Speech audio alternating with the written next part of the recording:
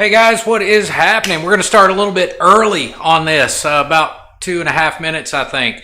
But anyway, sorry for the pop-up live thing. I know I didn't schedule this. It was a bit confusing and misleading because I had the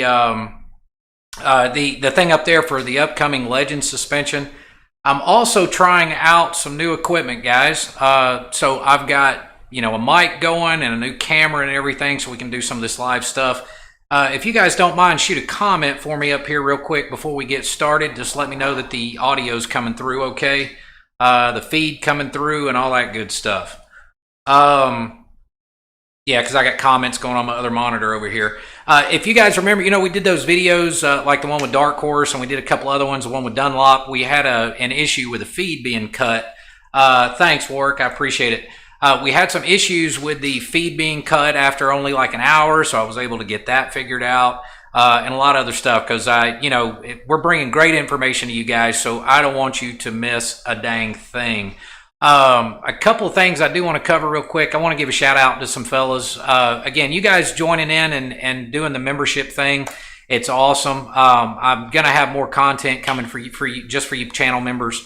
As this thing progresses, and man, I really appreciate you guys jumping in. So Scott Sully, Christopher Lesko, Brian Gendra, I think I pronounced that right, Brian, David Cade, Max Akins, and Ed Ray. Thanks a million, guys, for supporting the channel. I appreciate it. And also, of course, thanks to everyone that's calling and ordering parts when we talk about this stuff, guys. I really, really appreciate it. It helps us, because when I spend time in here doing this stuff and talking to manufacturers and researching the products and all this type of stuff to make sure I know everything that I need to know. It takes time away from the shop, let's be honest. So, man, I just really appreciate you guys and all that you do. So, a couple things. I want to give you some channel updates, tell you definitively what we have coming, and I'm very excited about. And then also, I can't leave here without giving you some kind of tech tip that you guys will probably get a kick out of. So we'll run about 10 or 15 minutes here. So I had a long chat, and we did a trial run with the guys from Legends. As you saw on the schedule there, the live that we're going to do for Legends is coming up on June 20th. And we're going to do that started at 11 a.m. Eastern time. All right, so we're going to have Eric with us. And we're going to go through the entire product line because, again, just like, anything else I try to show you guys, I try to show you the different price levels, just like Blueprint and Engine, right? So that you understand the different price levels, what you're getting for your money, and just all the features and benefits of the product. So we're going to be talking about everything from piggyback shocks, remote reservoir shocks, regular coilovers, and then we're going to get into the different front ends, the gas cartridge inserts and stuff like that. So I'm pretty excited about that one. So that, again, is coming up June 20th at 11 a.m. Eastern time. We're going to fire that off. I got a phone call today from Ben Kudon. You guys, Ben has been in the drivetrain side of the motorcycle business for close to 40 years. And I tease him that he's about 150 years old, and he told me today that I'm off by a couple of years. But anyway, so Ben's going to be coming on. If you guys remember, it may have been 2 or 3 months ago, I did a video on how to install a clutch from American Prime Manufacturing. And so I've already done an install video for that product, but Ben wants to go live with us on this coming, not tomorrow Saturday, but next Saturday on June 13th. We're going to start that one at noon Eastern time. So he's out in California. Poor guy, an old man, has to get up at the crack of whopping dawn at 8 a.m. To do this with us. That's kind of funny. I know Ben's going to watch this. That's the reason why I made the joke. So American Prime Manufacturing, June 13th at noon Eastern Standard, we're going to go live.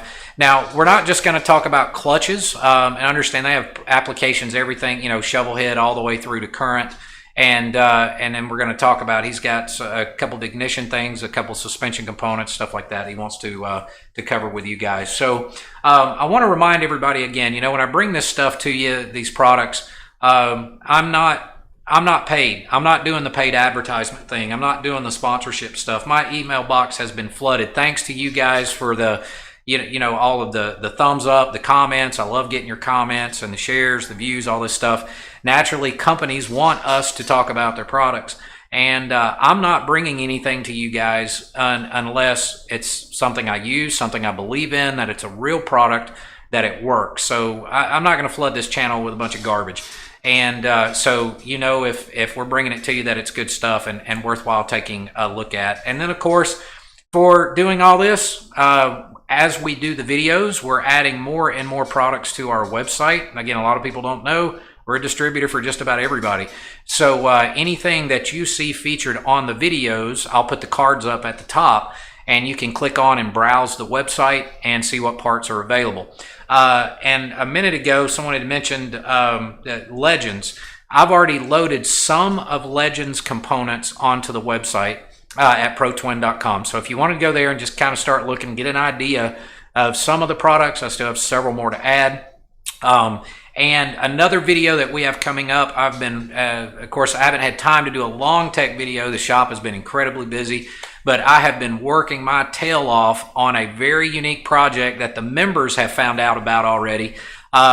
Something, a really, really special thing that I want to use to demonstrate all of the Wizards paint correction products. So I've been using Wizards products, paint care stuff, for a long time. Everything from their, you know, their quick detailers and stuff like that.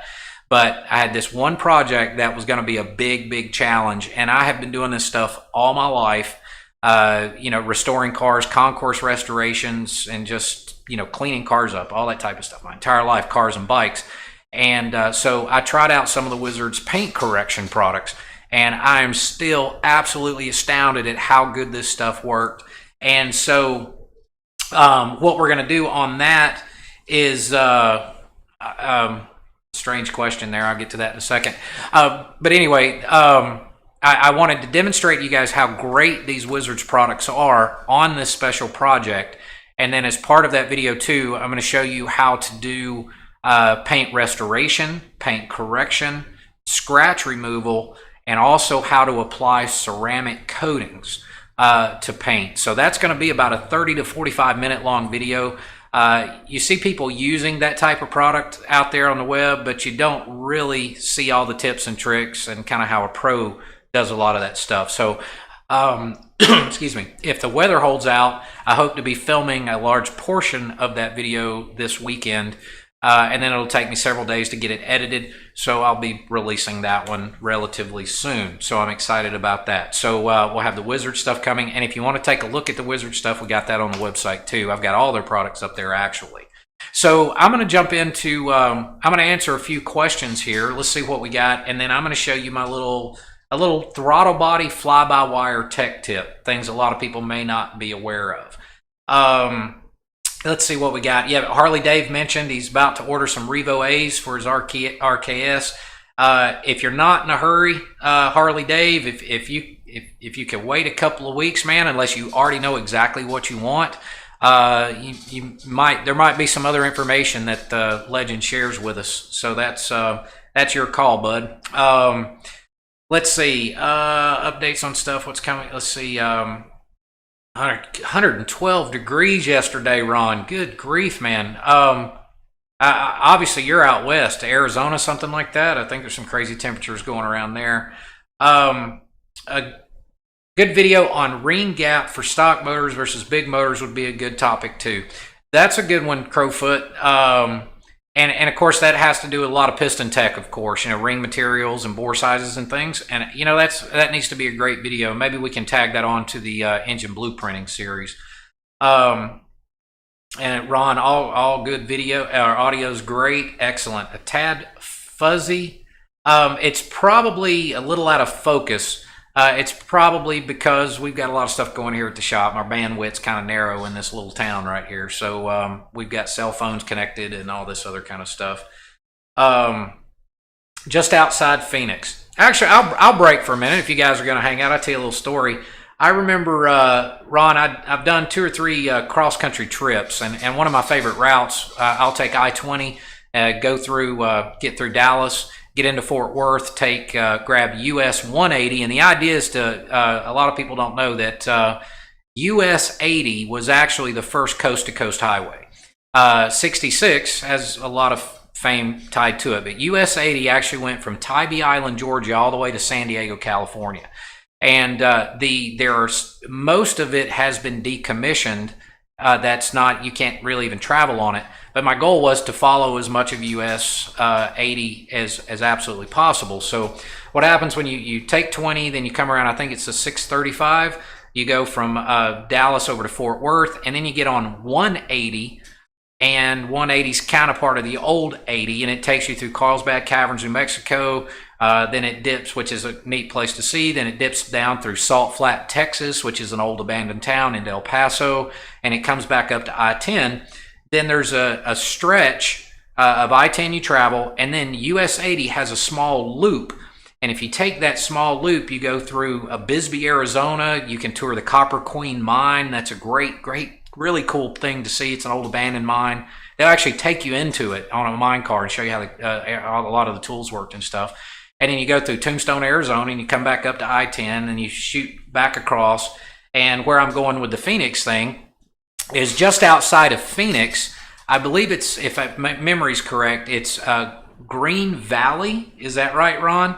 I believe it's just west of Phoenix. I believe it's Green Valley, Arizona. But there is a Titan nuclear missile museum there, and the silo is abandoned, but you can actually look in and see the missile's still there. It's obviously been decommissioned, but they take you on a tour and showed you how how everything works. They do go through like a simulated launch sequence and stuff. But anyway, all that being said, the first time that I made that trip, I started out in Phoenix in the morning, and it was, I don't know, it was getting close to noon, and it was 110 just north of Tucson. Okay, so it was about 12 degrees in Phoenix, and I'm thinking, it's late summer, fall, and so I'm good to travel, right? So I leave out of Phoenix, out of a Cracker Barrel where I had breakfast, and again, 112 degrees, and I was driving to Flagstaff, going through Sedona, and then landing in Flagstaff so I could then go to the Grand Canyon. And we got about an hour out of Flagstaff, and all I had was a jacket and a sweatshirt, and temps dropped to below 20 degrees. There was snow banks and snow on the ground and everything else. That was probably the worst ride I ever had. 20 degrees and man, I had plastic. I stopped at a gas station and had plastic bags over my hands and gloves and everything else. So that was a really, really fun, a really fun trip. Ended up, back at, actually a little story on that one. You can trust hot rod engines if they're built right. So we left out of Flagstaff. That was actually the week of Hurricane Rita. And if you guys remember Hurricane Rita, when it came out of the Gulf, it sat across Oklahoma and Arkansas for like a week. Well, I ended up making it into, let's see, I made it into New Mexico. Yeah, I made it into New Mexico, and then I decided to make a single leg trip from New Mexico all the way back to Atlanta. And it ended up, it was 1,632 miles.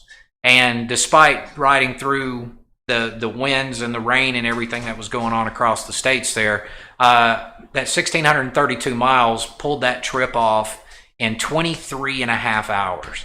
And my headlights actually quit working because they somehow filled up with water. It was raining that bad. So that was quite an interesting trip. And I remember, I can go on forever on this. So it's very early in the morning, and if you're familiar with Atlanta at all, 75 and 85 run straight through downtown Atlanta. Then we have our perimeter road, which is 285, and then you have I-20 that runs east to west. Well, I remember I'm riding across I-20. It's about 3 o'clock in the morning. Again, I've been on the road for 22 hours at this point straight. So I remember coming down I-20, and I saw the sign for 285 north. Now, that told me, of course, I'm on the west side of Atlanta. So, I thought for a second, do I want to take 285 and go around the north side of Atlanta to go home, or just go straight through town and come up the other side? And I was thinking about that, and the next thing I remember, I woke up.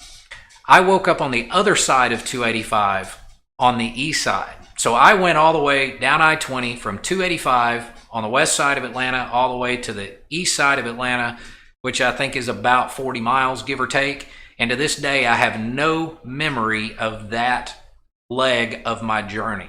So naturally, I took 285 to go home, stopped at the first exit at a Waffle House, drank about 4 cups of coffee, finished the leg. So what were you riding? I was riding a 2006 Ultra Classic that I had built one of our 113s in. And it was a 10.5 to 1 compression ratio. It was about 115 horsepower, 120 or about 130 foot-pounds of torque, if I recall correctly. And I was beating that bike to death. And in a lot of cases, running 120, 130 miles an hour, speedo buried. And at several of the gas stations, I didn't even shut the bike off. I had a Camelback, on my back with that I kept ice in and water, and a long hose I attached to it. So I would pull up to a gas pump, pop the lid, not even get off the bike, fill it up, slam the lid back down, and haul butt again. And and I had that little hose I'd strap to my jacket so I'd get something to drink and do that. So anyway, so that was my cross-country trip story based on Phoenix. So let's go through a little tech tip. Fly-by-wire throttle bodies. All right, so fly-by-wire, let's see, T-Dog, let me catch this. Having a 120 motor built using a +1 oil pan plus a cooler. Is that going to melt down in hot weather? Man, so much of that is based on the tune. It really is. The bike needs to be tuned right. Ignition timing needs to be set right. Proper air-fuel ratios. If I could recommend any product to you, you're definitely on the right track there. I would highly recommend hit our website, go to the accessory section and look at oil coolers. I would highly recommend the fan-assisted oil cooler from Jag. I consistently see 40-degree reduction in oil temperatures using that oil cooler. It works. It's an incredible product. I've been using them for years and years and years. You're right, Sully. I had the good Lord on my shoulder on that trip, man, going across I-20. So, all right, here we go. Fly-by-wire throttle bodies. As you know, they came out in 2008. Now, I call, and I'm going to assume some of you guys are probably guilty of it, throttle jockeys. Whoop, whoop, whoop, and you're doing the quick blips of the throttle, all right? Now, that's actually a very bad thing for fly-by-wire throttle bodies.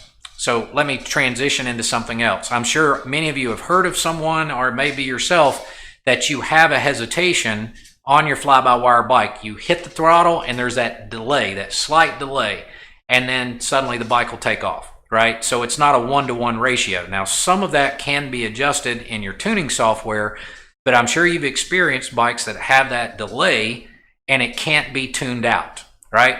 That's actually a mechanical, y'all give me some thumbs up. I'm sure you've heard that before. There was a product that came out a few years ago. I'm not going to name the name of the product. Fortunately, it was discontinued because it destroyed a lot of throttle bodies. Basically, the way that it worked, it was a little plug-in device, and it overclocked the motor inside, the drive motor that's inside the throttle body, and created more problems than it fixed. And fortunately, that product was discontinued. I was actually very happy to see that.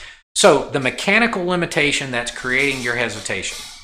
This is a 2008 fly-by-wire throttle body. All the modern ones are pretty much made the same. Oh, sorry about that. The componentry is a little bit different manufacturer on the later ones and stuff like that. Now, what you don't get to see is the inside of it, the cover here on what would be, of course, I'm not sure if this is reversed. So basically when this is mounted on the bike, this is facing the rear, and this is where the wiring harness, there we go, where the wiring harness plugs in. Now you see the cover. What you don't see is underneath. What is underneath is a throttle position sensor, which is part of the cover. And then you have these gears. Let's see how close I can get here. All right, so you have this gear here that is off of the drive motor. You have that gear there, which is an idler gear. And then you have this gear here, which is what actually opens and closes the throttle plate. So if I actuate, see if it's actually hard to do because it's got bypass springs in it and things. So when I rotate that, you can see that's opening. So where's your hesitation coming in? Let me get this. I'm sorry, guys. I know this is hard to do. Where your drive gear is right here. Now imagine you're wicking the throttle. I want you to watch the idler gear and watch the throttle plate. Notice the throttle plate's not moving. Now, that movement of the motor right there represents 5 to 10% throttle. See how you've got no movement of the throttle plate? That makes sense? All right, so that's a tremendous amount of your hesitation that's being created. All right, now the problem with the throttle jockeying and the blip, blip, blip of the throttle, what happens is this motor is almost instantly reactive. They're very, very fast. The gain setting on these motors is very, very short, okay? So when you snatch this, if you notice here, you've got just these few teeth. These first 3 or 4 teeth that's in the top gear up here, right? That's where you spend most of your time. Now you have to remember several things. These throttle bodies do not have an idle air control motor, all right? So your idle air control motor is actually this tiny motor right here, rocking back and forth, jockeying back and forth, opening and closing the throttle plate, slightly back and forth to maintain your idle. So that's one purpose that it has. The second thing these two, in other words, these two teeth right here see an enormous amount of wear, all right, because it's trying to maintain idle the whole time.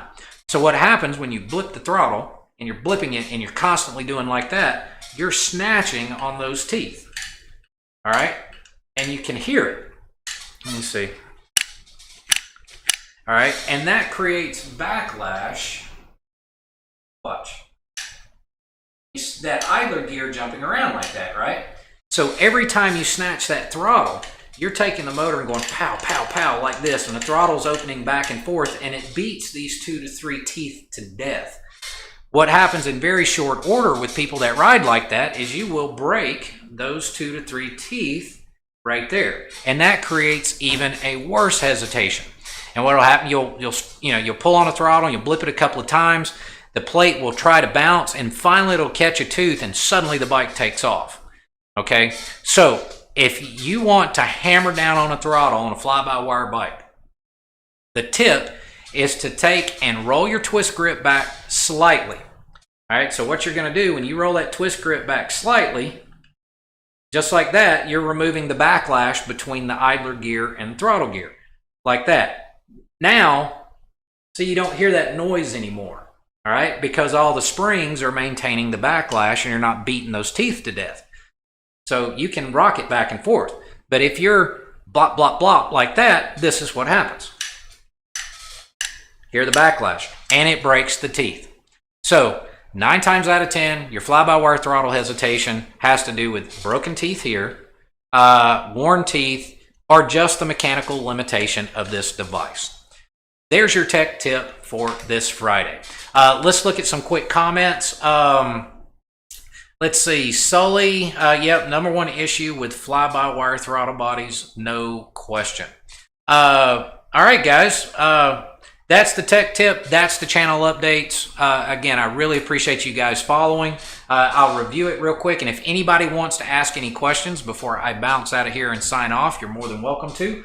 Again, let's review. So not tomorrow, but next Saturday, at noon Eastern time, we're going live with American Prime Manufacturing to talk about clutches. He's got a couple of little suspension products, a stiffening system.